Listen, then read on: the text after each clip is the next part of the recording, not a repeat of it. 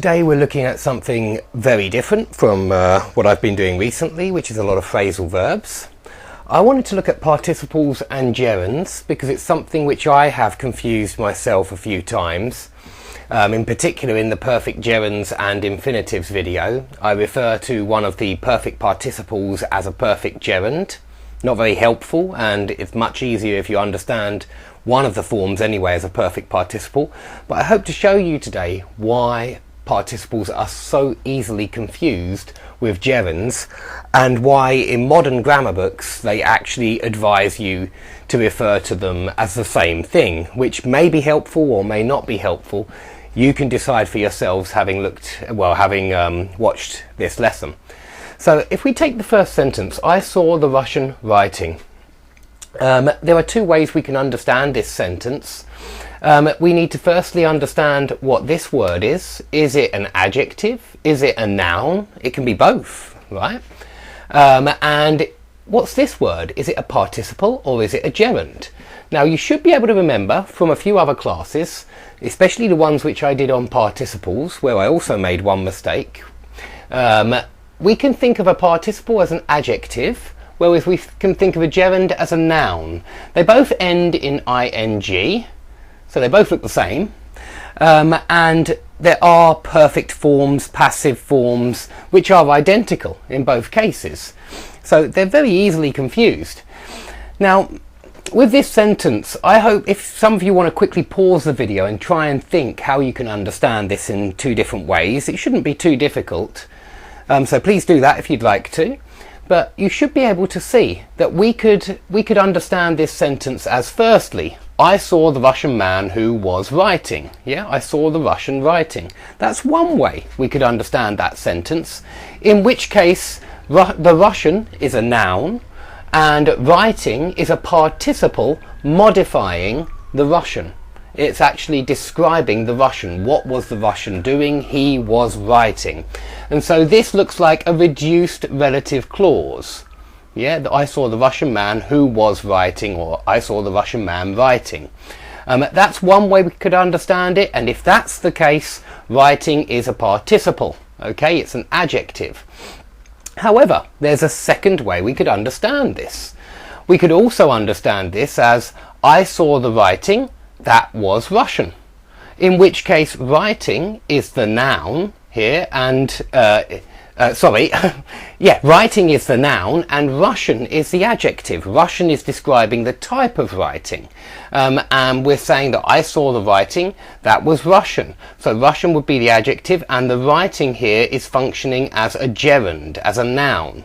So if we look at this sentence, we can see how important it is to understand if we're using a participle or a gerund. It looks very important because it completely changes the meaning and it shows how ambiguous lots of English sentences can be.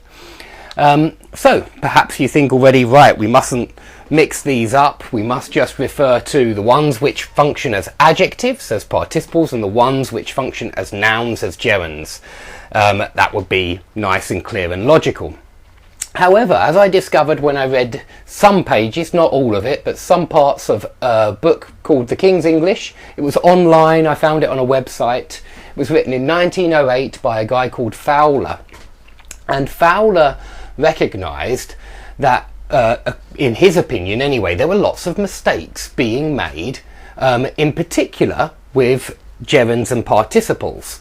And we'll come down to this in numbers 3, 4 and 5. We'll look at what Fowler noticed. But I just wanted to give you a second example, just to make sure it's really clear the difference between a participle and a gerund.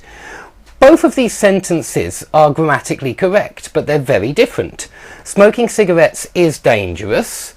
This is perhaps the most common meaning of this sentence. It's probably the one which we would usually need to say. And here the subject of is smoking cigarettes. So smoking is smoking, sorry. What are we smoking? We're smoking cigarettes. So smoking is the subject, smoking is a gerund in this first one. It's definitely a gerund. It's being used as a noun. This is dangerous. However, in the second example, it's the cigarettes which conjugate the verb, and that's why we use are. And this second one has a very different meaning. It means cigarettes which are smoking, cigarettes which are alight and burning. These cigarettes are dangerous. Smoking cigarettes are dangerous. So in this case, smoking is a participle. It's an adjective which describes what the cigarettes are doing. And so both of those sentences are possible, but one has it as a gerund and one has it as a participle. The word smoking is a gerund in the first and it's a participle in the second, just as writing was a participle here and yet a gerund here. So again, it's just another example to show you the difference between the two. Now let's move on to some more complicated constructions.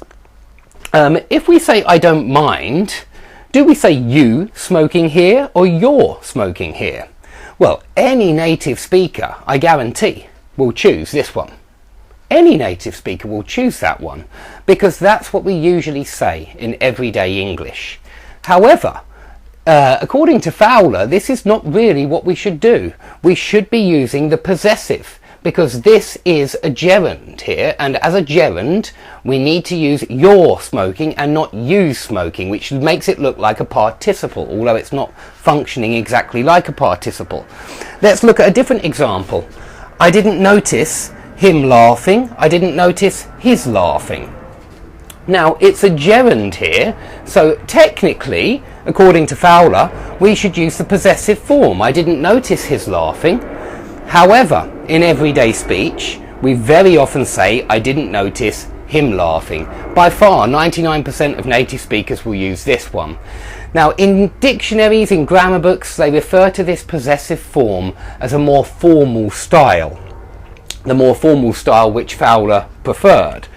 However, if we come down to point number 5, if the gerund is subject, we nearly always use the possessive form. For example, his reading was the best in the class. His laughing went unnoticed. We wouldn't say him laughing. We would always say his laughing went unnoticed. So you make it the subject of the sentence and not the object of the sentence. If you make it the subject, we nearly always use the possessive form, which according to Fowler is because that's the correct form. That's what we should do with a gerund. I wanted to have a look though at number 4 because I think number 4 shows that whether we use the possessive or don't use the possessive, it can actually change the meaning. So have a look at number 4. I don't like Sarah singing and I don't like Sarah's singing. In the second one we're using the possessive, just like we use the possessive here and here. And what that does is it actually changes the meaning. When I say I don't like Sarah singing, it means I don't like the idea of Sarah singing. I don't like it when Sarah sings. And so here, the focus is much more on Sarah. I don't like it when she sings. I don't mind when other people sing, but I don't like it when she sings. I don't like Sarah singing. And so I suppose that here, this is functioning more like a participle which modifies Sarah, what Sarah is doing. She is singing. But in the second example, where we have the possessive form, and so we're using it as a verbal noun, and so it looks very much like a gerund, the focus is on the action because we're using the gerund, and so we're saying, I don't like Sarah's style of singing. I don't like the way she sings.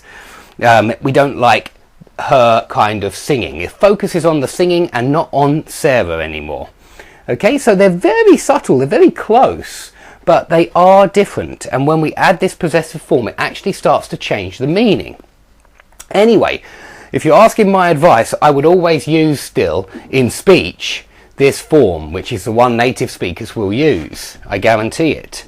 But if you're writing a very formal essay, you may consider using the possessive form. And certainly if the gerund is subject, we usually use the possessive form. So a lot of things to consider there, and you can see that it's a bit of a mess. I mean, how we actually use these gerunds and participles, it doesn't always follow logically. I'm going to do another lesson with some more complicated aspects of this grammar, using some of Fowler's ideas, because he's made some very interesting points in his essay. And I hope to show you that, yeah, there's a lot of confusion in how we use participles and how we use gerunds. But I hope that number 1 and number 2 show you that it's very important that we do make it clear if it's a participle or a gerund. Okay, I'm going to stop the lesson there because there appear to be some wasps which are trying to get into this lovely cabin, so I better close the door and keep them out. If you have any questions about this very difficult topic and very confusing topic, please put them under the video and I'll be delighted to answer them. Thanks for watching, and I hope to see you all soon.